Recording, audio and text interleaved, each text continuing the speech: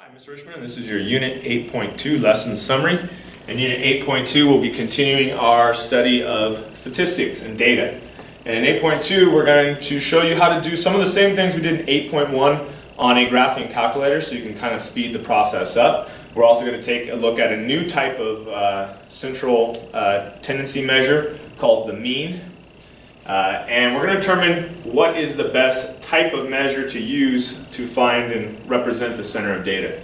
So the mean is basically an average. If I took all of our data values and added them up and divided by the number of numbers, I'd have the average. We're all pretty familiar with that.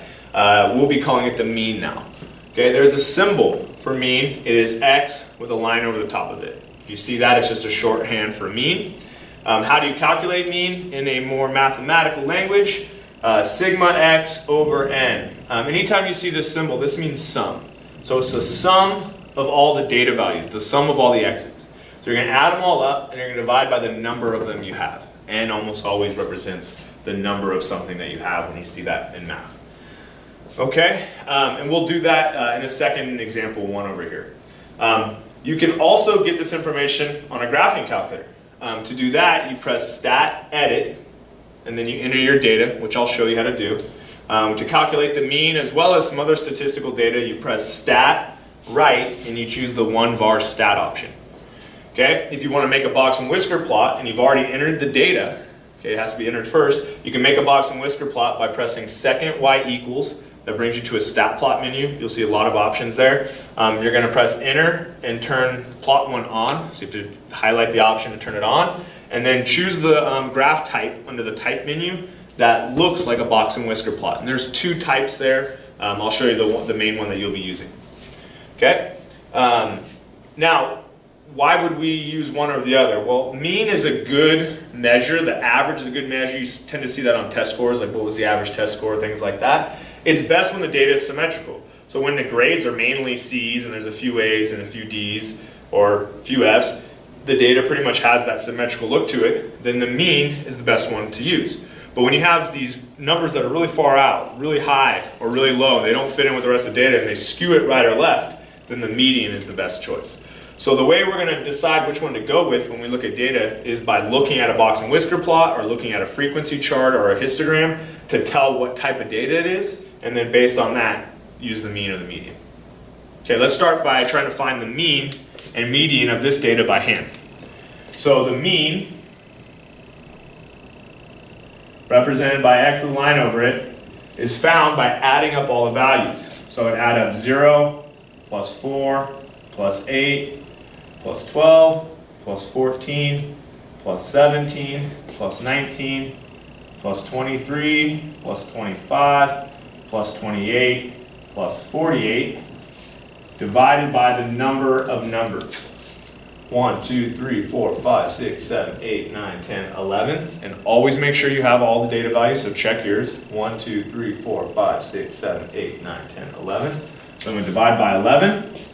And I'm going to work this out on my calculator to speed it up. I'm just going to add all those numbers up.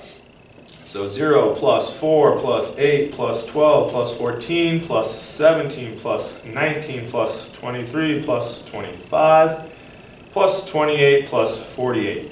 So that adds up to 198.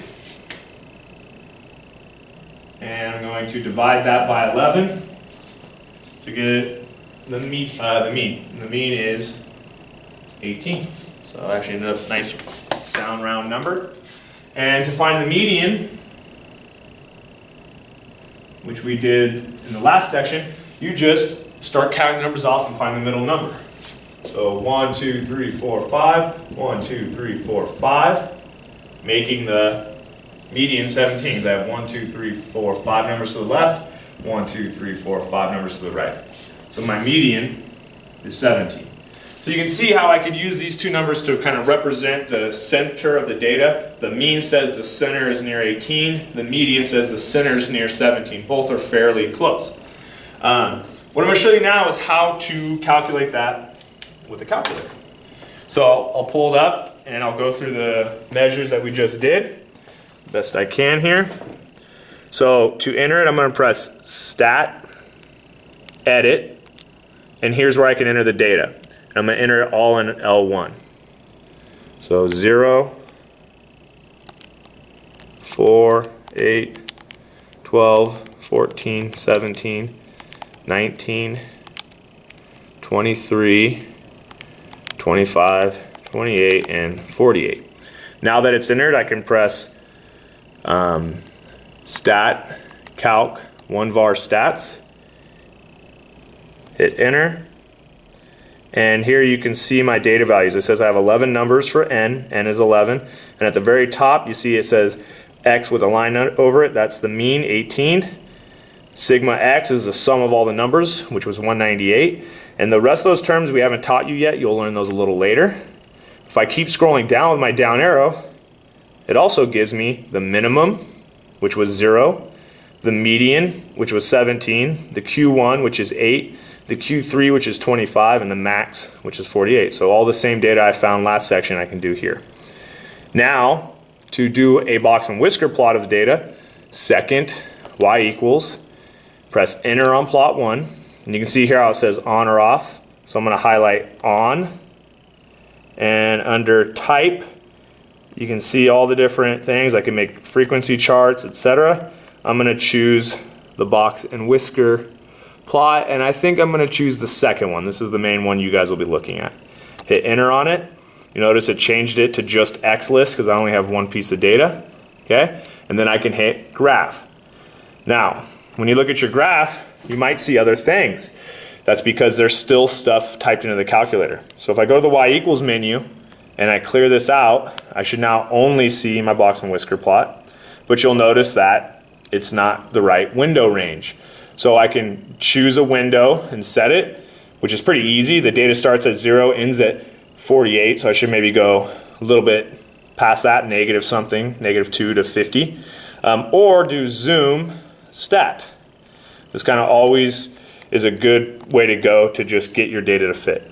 And so now I can see my scatter plot, or sorry, my box and whisker plot, and I can hit trace to trace it and see the different numbers that it's comprised of. And so just to draw a quick sketch there, and sorry about the shaking there, but it's hard to hold that straight while typing.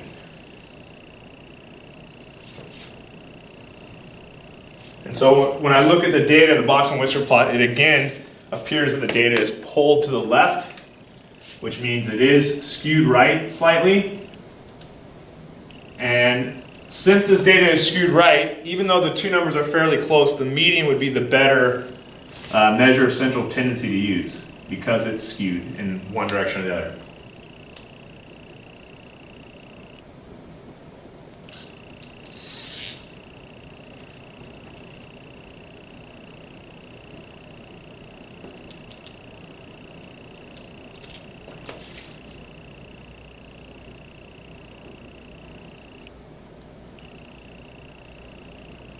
So the only real new concepts that you have to learn to computate is a mean. You need to be able to do that by hand. As well as the calculator, we show you that so you can do it a little faster, but be able to do it on the test without the calculator because that will likely be the situation. And from looking at the data in a box and whisker plot or a frequency chart of some sort, based on how the data is skewed, if it's skewed left or right, you should let me know I should be using the median. If it's symmetrical data, we'll use the mean. That's it for this section. Good luck. Hopefully it goes well.